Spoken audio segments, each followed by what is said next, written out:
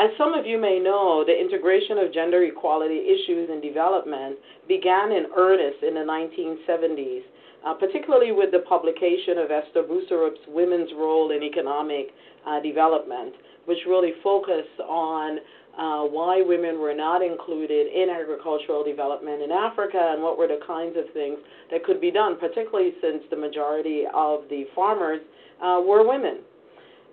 This led to the Women in Development approach, which later grew into what is now known as the Gender in Development approach. And more recently, evidence-based research has highlighted the significant contributions gender equality provides to development. Right?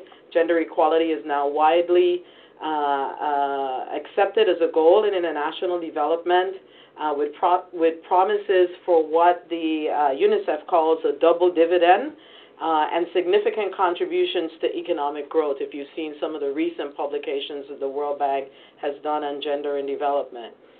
Scholarly research and recent global indices point to women's unequal representation in voice in almost every country, irrespective of tradition, culture, religion, type of political system, or level of economic development.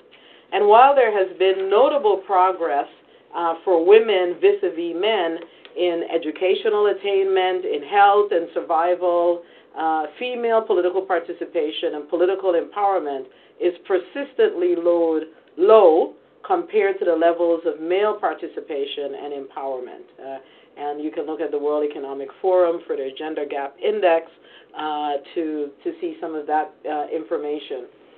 So in promoting gender equality in development, we have also found that women are not islands and that male engagement is often the key to greater inclusion and meaningful participation of women, as well as sustainable behavior change for men.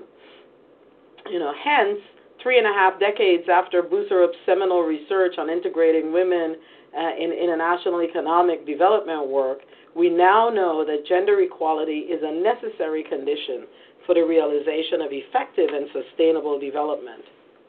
With recognition of the importance of gender equality to development outcomes, the opportunity landscape for gender-focused positions has expanded considerably. Just this morning I decided that I would go online and look at 2 job sites to see the number of positions available that relate to gender. And I found over 400 opportunities, right? The Association for Women's Rights in Development, has today 52 positions on its website. And DevEx has 356 positions. Some 30 years ago or so, when I was starting out in the job market in international development, there were not as many positions that relate to some aspect of gender work available as they are today.